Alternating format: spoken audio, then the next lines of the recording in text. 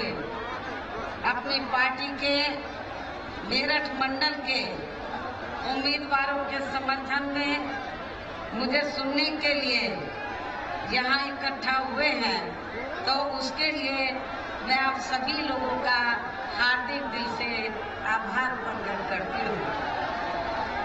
और अब मैं सबसे पहले अपनी पार्टी के संबंध में ये कहना चाहूंगी कि हमारी पार्टी ये चुनाव उत्तर प्रदेश की सभी 403 विधानसभा की सीटों पर अकेले अपने बलबूते पर ही पूरी तैयारी व दमदारी के साथ यहाँ सन 2007 की तरह फिर से अपनी पार्टी की पूर्ण बहुमत की सरकार बनाने के लिए लड़ रही है, ताकि फिर से यहाँ आपके अच्छे दिन वापस आ जाएं और बुरे दिन चले जाएं। इसके साथ ही हमारी पार्टी ने पूर्व की तरह इस चुनाव में भी बीएसपी से जुड़ने की तादाद को ध्यान में रखकर फिर उसी अनुपात में ही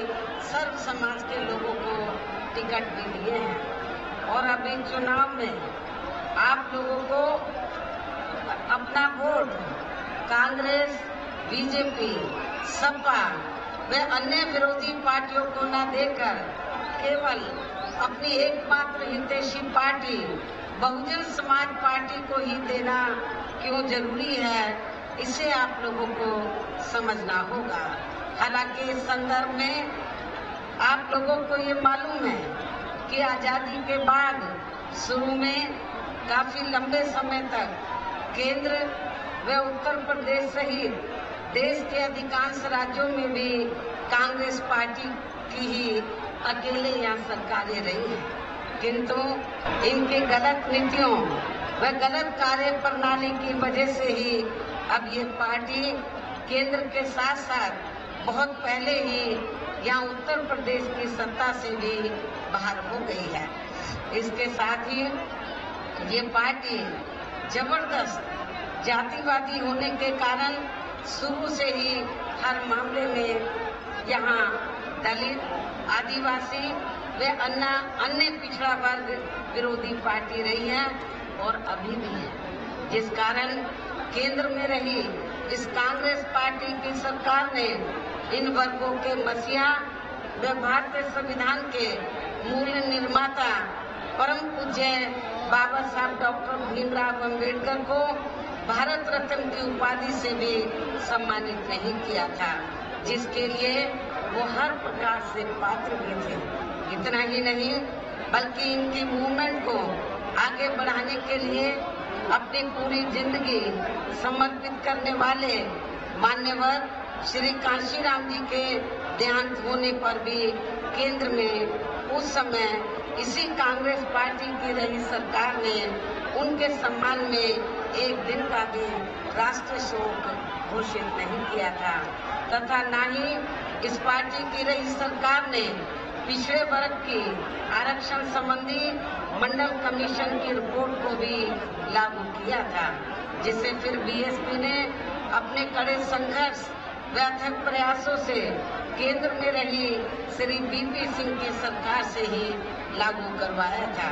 साथ ही इसी सरकार ने ही श्री बीपी सिंह की सरकार ने ही बाबा साहब डॉक्टर भीमराव अम्बेडकर को भी भारत रत्न की उपाधि से सम्मानित किया गया था, जो इनके अपार अनुयायियों की वर्षों से चाहत भी थी। लेकिन अब केंद्र व अधिकांश राज्यों की भी सत्ता से बाहर होने पर यही कांग्रेस पार्टी खासकर दलितों, आदिवासियों व अन्य पिछड़े वर्गों के वोटों की खातिर आए दिन किस्म किस्म की नाटकबाजी करती रहती है, जबकि इन वर्गों के मामले में इस पार्टी की सच्चाई तो ये है कि कांग्रेस पार्टी जब सत्ता में होती है और इनके अच्छे दिन होते हैं तो तब इस पार्टी को इन वर्गों का विकास व उत्थान आदि याद नहीं आता है। तथा ना ही इनको महिलाओं की भी भागीदारी याद आती है। इतना ही नहीं बल्कि इस पार्टी के बाद खासकर यहाँ उत्तर प्रदेश में सपा व बीजेपी आदि भोजन मिलता है, कपड़े कटोरा खाली रह गया। जनता हर मामले में व हर स्तर पर काफी ज्यादा दुखी रही है।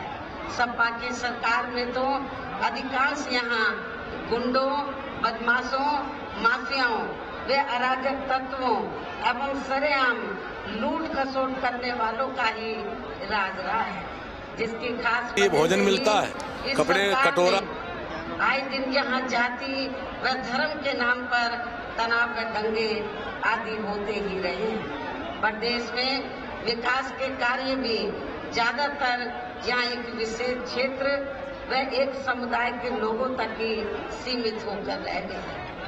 खासकर दलितों व अति पिछड़े वर्गों के मामले में हर स्तर पर हमें इनका सोतेला रवैया ही देखने के लिए मिला है।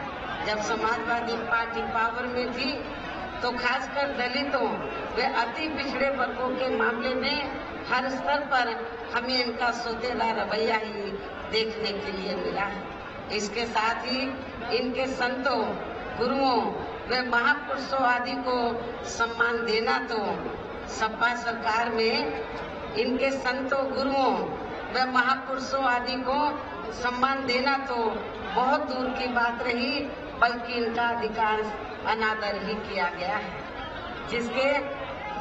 जिसके अनेकों उदाहरण आप लोगों के सामने हैं। जैसे मैं आप लोगों को ये बताना चाहती हूँ कि जब यूपी में समाजवादी पार्टी की सरकार थी तो सपा सरकार जो अपने आज जो चुनाव के समय में, अभी तो उनकी सरकार नहीं है, लेकिन आज समाजवादी पार्टी ये जो जगह जगह ये कहती है कि सब समाज के हितों की पार्टी है और वीकर सेक्शन के लिए बहुत काम किया है। मैं समझती हूँ कि इसमें रत्ती भर सच्चाई नहीं। गिफ्ट्स इतने पर्सनल कि सबको लगे भेजने वाला सामने ही है। उन्हें भी खिलाओ। Send cakes from igp.com, India की गिफ्टिंग साइट। और इनके संतों, गुरुओं और महापुरुषों का भी अनादर हुआ है। जैसे आप लोगों को मैं ये बताना चाहती हूँ कि जब समाजवादी पार्टी सत्ता में थी तो सपा सरकार में SC/ST का सरकारी ठेकों में आरक्षण खत्म कर दिया गया। जब BSP पावर में थी, इंडिया में पहली BSP की सरकार थी, जिस सरकार ने तो SC/ST का सरकारी ठेकों में आरक्षण की व्यवस्था की थी। लेकिन जैसे ही समाजवादी पार्टी पावर में आई तो समाजवादी पार्टी की सरकार ने SC/ST का सरकारी ठेकों में आरक्षण खत्म कर दिया। पदोन्नति में आप लोगों को मालूम है कि जब पदोन्नति में आरक्षण का बिल पार्लियामेंट में आया तो समाजवादी पार्टी के सांसदों ने इस बिल को फाड़ दिया था और इस बिल को पास नहीं होने दिया। SC/ST के छात्रों का विदेश जाकर पढ़ाई करने की योजना को समाजवादी पार्टी की सरकार ने खत्म किया। पंचशील नगर का नाम बदलकर हापुड़ कर दिया गया। ये भी मैं बताना चाहती हूँ हापुड़ जिले के लोगों को, पंचशील नगर का नाम बदलकर हापुड़ कर दिया गया। संत रविदास नगर का नाम बदलकर भदोई कर दिया गया सपा सरकार में। भीमनगर का नाम बदलकर संभल कर दिया। छत्रपति शाहूजी महाराज मेडिकल कॉलेज का नाम बदलकर किंग जॉर्ज मेडिकल कॉलेज कर दिया। मान्यवर श्री कांशीराम जी कृषि विश्वविद्यालय बादा का नाम बदल दिया गया। मान्य कोर्ट के निर्णय की आड़ में अनुसूचित जाति जनजाति के कर्मचारियों का गलत तरीके से डिमोशन किया गया। सपा सरकार में ही अनुसूचित जाति जनजाति के छात्रों का शून्य शुल्क पर प्रवेश समाप्त कर दिया। अनुसूचित जाति जनजाति के छात्रों की शुल्क प्रतिपूर्ति पर 60% की बाध्यता लगाकर उनकी छात्रवृत्ति रोकने का काम किया गया। मान्यवर श्री कांशीराम जी अरबी फारसी विश्वविद्यालय का नाम बदलने का काम सपा सरकार ने किया। लखनऊ के गोमती नगर में डॉक्टर भीमराव अंबेडकर पार्क जो बीएसपी की सरकार में बनाया गया था, उसका नाम बदलकर जनेश्वर मिश्र पार्क कर दिया गया। ये सपा सरकार का कारनामे हैं। सरकारी भूमि आवंटन में SC/ST को मिलने वाली प्राथमिकता को खत्म कर दिया गया। SC/ST की भूमि खरीद को लेकर नया संशोधन लेकर आए, जिसमें बिना डीएम की अनुमति के कोई भी उनकी जमीन खरीद सकता था, जिससे इन कमजोर वर्गों की जमीन को हथिया लिया जा सके। ये है अंबेडकर, ये है समाजवादी पार्टी के मुखिया श्री अखिलेश यादव के अंबेडकरवादी सोच एवं प्रेम। आप लोग समझ सकते हैं कि सपा सरकार में किस तरीके से वीकर सेक्शन की उपेक्षा की गई है। इसी प्रकार भाजपा सरकार की भी नीतियां व कार्यशैली अधिकांश यहाँ जातिवादी, पूंजीवादी एवं आरएसएस के संकीर्ण एजेंडे को ही लागू करने पर टिकी रही हैं, जिससे प्रभावित एवं शिकार हुए लोगों का इस सरकार में सही से विकास व उत्थान आदि नहीं हो सका है। साथ ही इनका हर स्तर पर काफी ज्यादा उत्पीड़न भी किया गया है। धर्म के नाम पर हमेशा या तनाव व नफरत आदि का वातावरण ही बना रहा है। प्रदेश में हर प्रकार के अपराध भी काफी ज्यादा बढ़े हैं। खासकर दलित व महिलाएं भी इस सरकार में कतई भी सुरक्षित नहीं रही हैं, लेकिन मीडिया में इनके आंकड़ों को अधिकांश दबा दिया जाता है। इसके अलावा प्रदेश में गरीबों, मजदूरों, बेरोजगारों व अन्य मेहनतकश लोगों के साथ साथ दलितों, आदिवासियों, अन्य पिछड़े वर्गों, मुस्लिम एवं अन्य धार्मिक अल्पसंख्यक समाज के लोगों के हित व कल्याण के लिए वर्षों से जो भी यहाँ सरकारी योजनाएं चल रही थी, तो उनका भी इन्हें सरकार में सही से पूरा लाभ नहीं मिला है। वर्तमान भाजपा सरकार में इसका सही से पूरा लाभ नहीं मिला है। खासकर दलितों व पिछड़ों को आरक्षण का भी पूरा लाभ नहीं मिल सका है, क्योंकि इन्होंने मतलब भारतीय जनता पार्टी की सरकार ने यहाँ बड़े बड़े सरकारी कार्य ज्यादातर प्राइवेट सेक्टर के जरिए ही कराए हैं, जिसमें इनके लिए आरक्षण की कोई भी व्यवस्था नहीं है। सरकारी नौकरियों में भी इनका आरक्षण का कोटा पूरा नहीं किया गया है। मुस्लिम व अन्य धार्मिक अल्पसंख्यक समाज के लोगों के साथ तो बीजेपी की सरकार में अधिकांश पक्षपात वाला रवैया ही अपनाया गया है। इतना ही नहीं, बल्कि इस बार बीजेपी की सरकार में अपर कास्ट समाज में से विशेषकर प्रबुद्ध वर्ग भी हर मामले में अपने आप को काफी ज्यादा उपेक्षित महसूस करता रहा है। इसके अलावा इनकी गलत आर्थिक नीतियों के कारण यहाँ गरीबी, बेरोजगारी व महंगाई आदि भी काफी ज्यादा बढ़ी है। खासकर चुनाव घोषित होने से पहले तो पूरे देश में डीजल, पेट्रोल व रसोई गैस आदि की आए दिन बढ़ी कीमतों ने तो जनता की काफी ज्यादा मुश्किलें बढ़ाई हैं। और ऐसा लगता है चुनाव खत्म होने के बाद उन्हें इनकी कीमतें बढ़ा दी जाएंगी। इसके साथ साथ उत्तर प्रदेश सहित पूरे देश के किसान भी केंद्र सरकार की गलत नीतियों के कारण काफी ज्यादा दुखी व परेशान भी रहे हैं और अभी भी परेशान हैं। प्रदेश में बेरोजगार लोगों को रोजगार नहीं मिलने के कारण ही ज्यादातर इनको इस सरकार में भी पलायन करना पड़ा है। कांग्रेस की आप लोगों को मालूम है कि आजादी के बाद लंबे अरसे तक कांग्रेस सत्ता में रही। यहाँ रोटी रोजी के साधन नहीं मिले, रोटी रोजी के लिए लोग पलायन करके चले गए। और उसके बाद जब चाहे सपा पावर में आई हो, चाहे बीजेपी पावर में वर्तमान में चल रही है, तो इन सभी पार्टियों की सरकारों में रोटी रोजी के लिए यहाँ पर जो बेरोजगार लोग हैं उनको पलायन करना पड़ा है। क्योंकि जब यहाँ की सरकारों ने रोटी रोजी के साधन नहीं दिए तो उनको पलायन करना पड़ा। यूपी में बहुजन समाज पार्टी की ही अकेली एक ऐसी सरकार थी कि इस सरकार में ना तो लोग पलायन करके गए बेरोजगार लोग, बल्कि जो दूसरे राज्यों में रोटी रोजी के लिए चले गए थे वो भी वहाँ से पलायन करके अपने नेटिव स्टेट में, अपने खुद के प्रदेश में इधर वो आ गए थे। इस प्रकार से इन सभी विरोधी पार्टियों की रही सरकारों में शुरू से ही यहाँ यूपी की जनता काफी ज्यादा दुखी व परेशान रही है। विशेषकर कोरोना महामारी के दौरान तो इन सभी की हालत और भी ज्यादा खराब हो गई है। ऐसे में इन सभी विरोधी पार्टियों की रही सरकारों से निजात पाने के लिए अभी चुनाव में यहाँ प्रदेश की जनता को अपनी एकमात्र हितैषी पार्टी बहुजन समाज पार्टी की ही सरकार बनाना बहुत जरूरी है, जिसने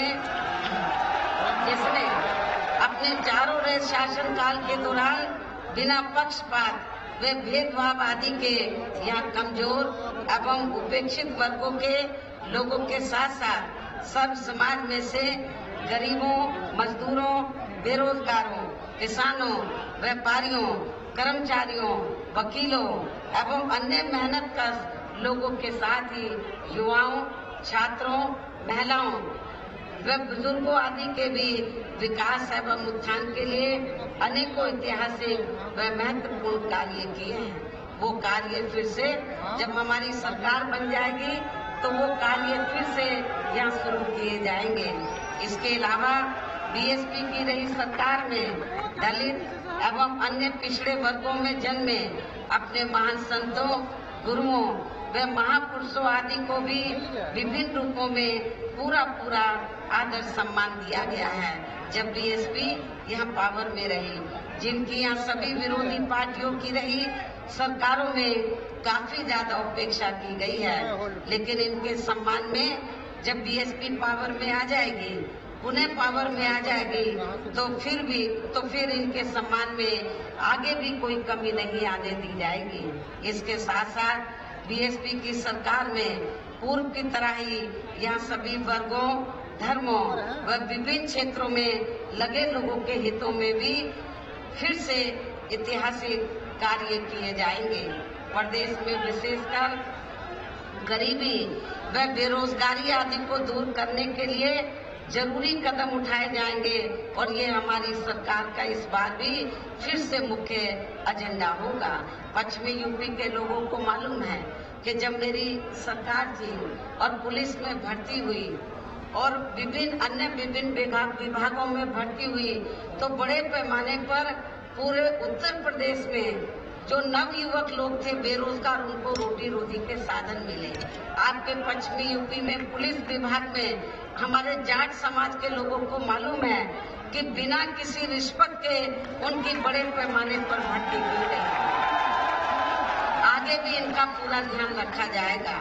साथ ही किसी भी मामले में जब हमारी पार्टी पावर में आ जाएगी तो सत्ता में आने के बाद तो फिर किसी भी मामले में किसानों को भी निराश नहीं होने दिया जाएगा।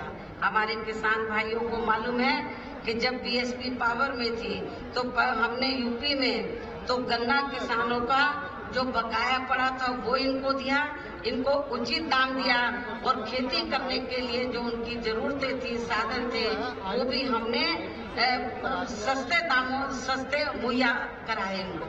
ये भी हमारे किसान भाइयों को मालूम है। और पश्चिमी यूपी के किसान तो आज याद करते हैं कि जब बीएसपी पावर में थी तो हमें गन्ने का पूरा दाम मिलता था, बकाया पूरा हमको मिल गया था।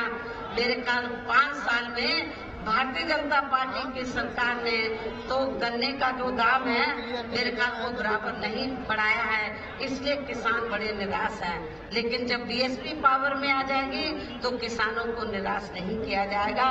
मैं पश्चिमी यूपी के किसान भाइयों को ये विश्वास दिलाना चाहती हूँ। इसके अलावा मैं मेरठ मंडल के लोगों को ये भी बताना चाहती हूँ कि आपके यहाँ जो भी स्थानीय समस्याएं होंगी तो उन्हें भी दूर करने का पूरा प्रयास किया जाएगा। वैसे तो आप लोगों को मालूम है कि आपके नजदीकी तो नोएडा ग्रेटर नोएडा है। जब हमारी सरकार बनी तो हमारी सरकार ने तो नोएडा ग्रेटर नोएडा को मिलाकर नया जिला बनाया और उस नए जिले का नाम गौतम बुद्ध नगर के नाम से रखा। गौतम बुद्ध नगर का काफी विकास किया। गौतम बुद्ध नगर में हमने गौतम बुद्ध के नाम से विश्व विख्यात यूनिवर्सिटी बनाई। ये भी आप लोगों को मालूम है। शिक्षा के क्षेत्र में, स्वास्थ्य के क्षेत्र में, वहाँ के डेवलपमेंट के मामले में हमने पूरा ध्यान रखा, जिसके कारण तो बड़े पैमाने पर लोगों ने इधर आकर निवेश किया गौतम बुद्ध नगर में, और पश्चिमी यूपी के लोगों को काफी रोटी रोजी के साधन मिले। इसका श्रेय न सपा की सरकार को जाता है न बीजेपी की सरकार को, इसका पूरा श्रेय जाता है बहुजन समाज पार्टी की सरकार को। इसके साथ ही केंद्र व यूपी की सरकार के भी मैं आप लोगों को ये बताना चाहती हूँ, जब बीएसपी पावर में आ जाएगी, इस बार बीएसपी जरूर पावर में आएगी, क्योंकि इतनी ठंडी है, मौसम खराब है, फिर भी आप लोग बड़े पैमाने पर इधर मुझे सुनने के लिए आए हैं, तो मैं समझती हूँ कि उससे ऐसा लग रहा है कि इस बार आप लोगों की सरकार जरूर आएगी, जरूर आएगी। और जब बीएसपी पावर में आ जाएगी तो फिर केंद्र में आप लोगों को ये विश्वास दिलाना चाहती हूँ कि फिर केंद्र व यूपी सरकार के भी विवादित नियमों व कानूनों को यहाँ लागू नहीं होने दिया जाएगा। जो विवादित नियम और कानून है उनको लागू नहीं होने दिया जाएगा। इतना ही नहीं, बल्कि बीएसपी की रही सरकार में जिन महान संतों, गुरुओं एवं महापुरुषों आदि के आदर सम्मान में व उनके नाम पर जनहित की जो अनेकों योजनाएं शुरू की गई थी, साथ ही नए जिलों के नाम भी रखे गए थे, तो उन्हें अधिकांश सपा सरकार द्वारा बदल दिया गया है, जिससे उनके प्रति इनकी हीन व जातिवादी मानसिकता भी साफ झलकती है, तथा जिन्हें फिर बीएसपी की सरकार बनने पर जरूर बहाल कर दिया जाएगा।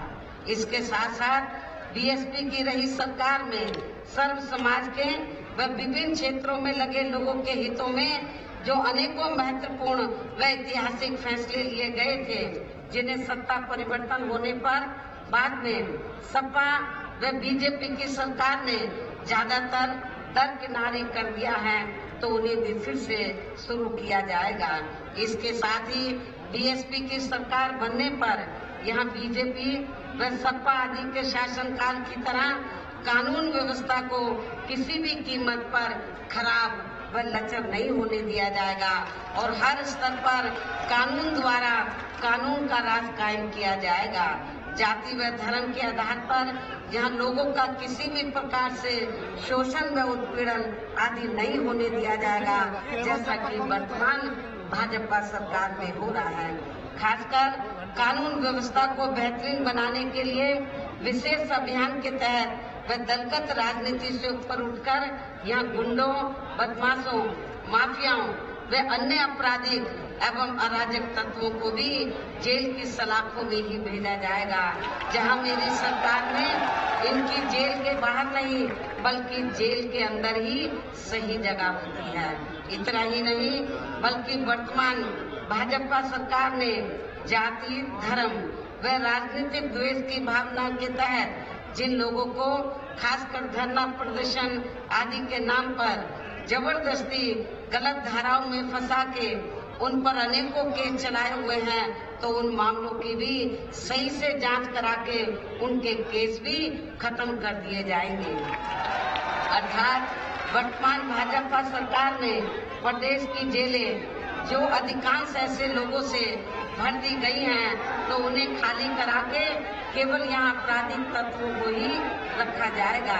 इसके अलावा प्रदेश में खासकर शिक्षा के क्षेत्र में व अन्य और विभागों के भी कर्मचारी जो आए दिन अपनी मांगों को लेकर धरना प्रदर्शन एवं हड़ताल आदि करते रहते हैं, तो उन सभी मामलों को निपटाने के लिए एक आयोग का गठन किया जाएगा और उनकी सही मांगों को मान लिया जाएगा।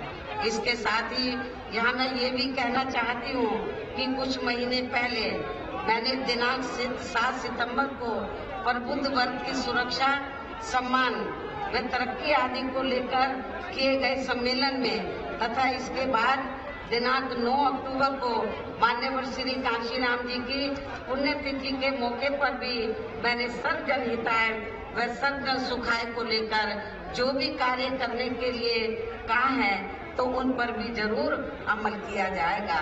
लेकिन ये सभी कार्य करने के लिए इस चुनाव में यहाँ बीएसपी की सरकार बनाना बहुत जरूरी है।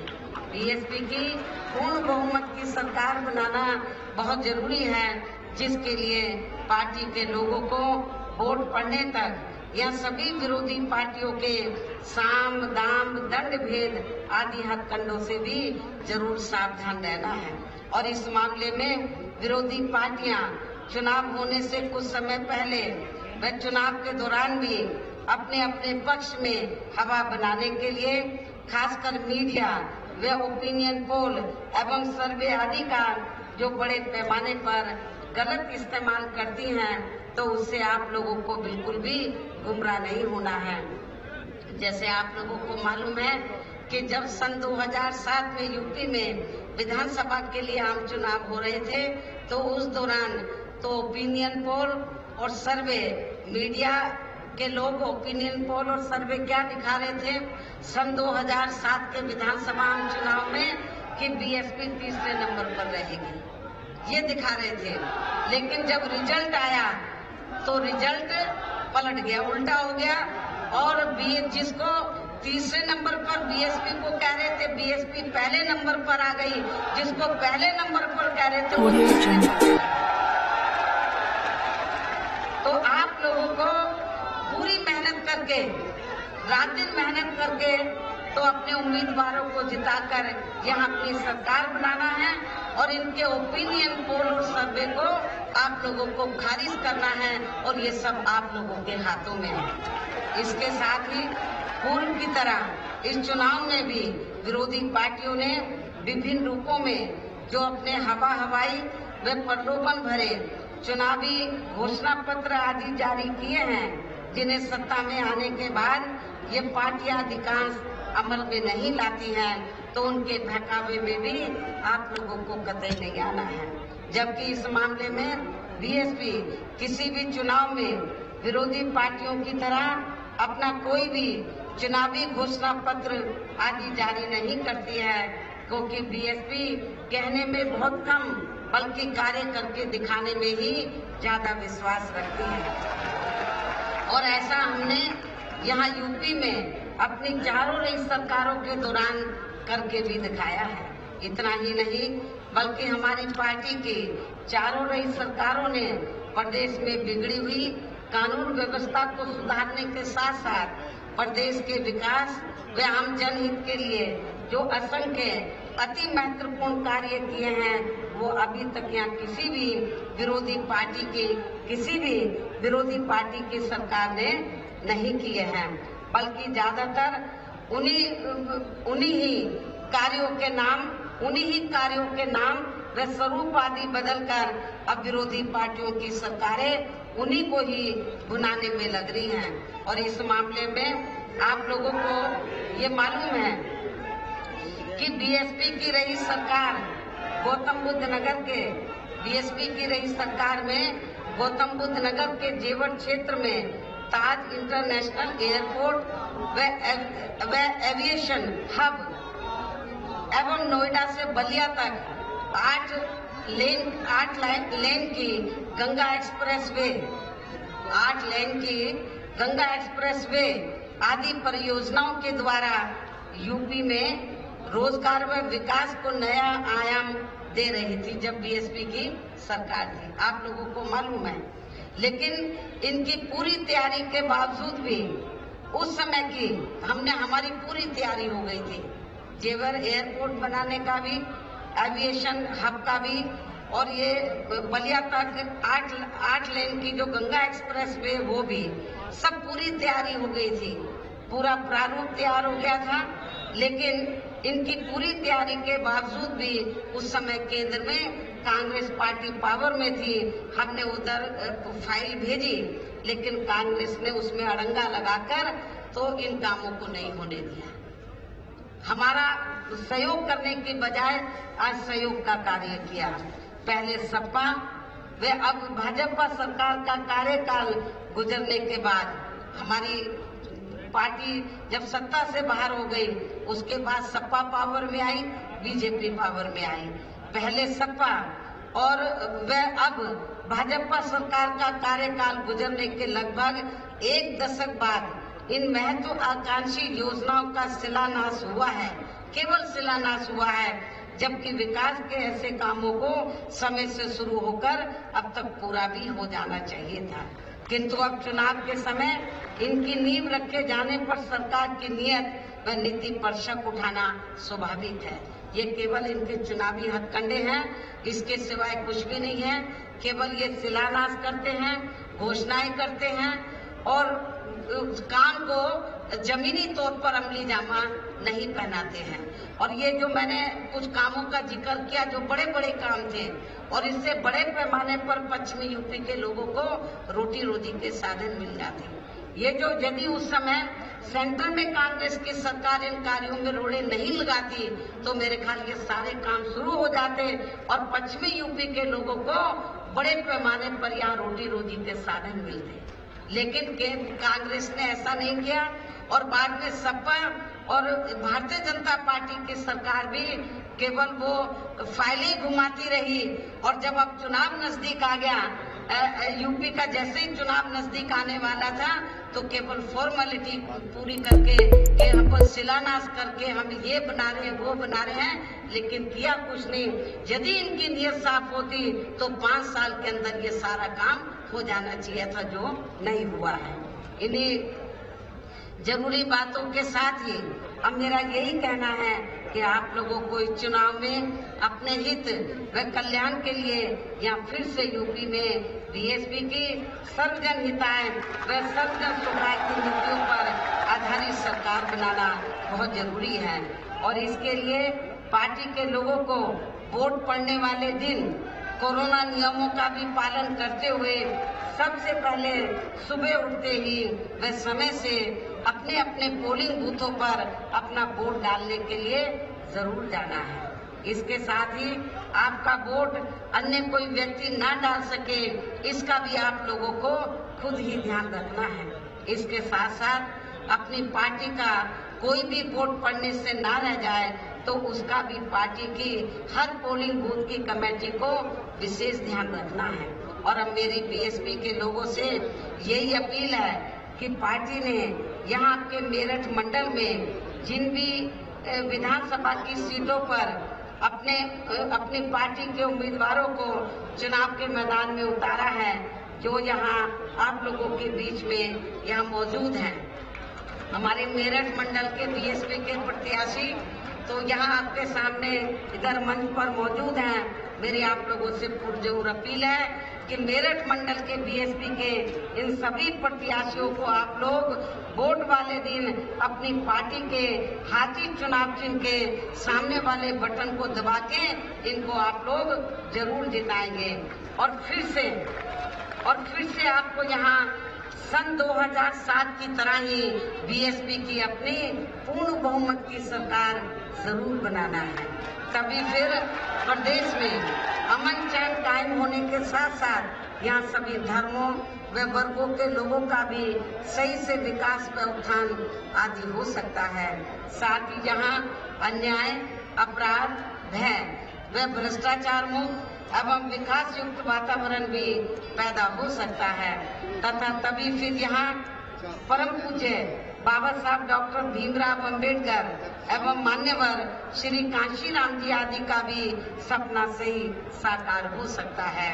इस उम्मीद के साथ ही मेरा यही कहना है कि अब आपको जो मैंने एक नारा दिया है, अब आपको हर पोलिंग बूथ को जिताना है, बीएसपी को सत्ता में लाना है। आप लोगों को हर पोलिंग बूथ को जिताना है, बीएसपी को सत्ता में लाना है।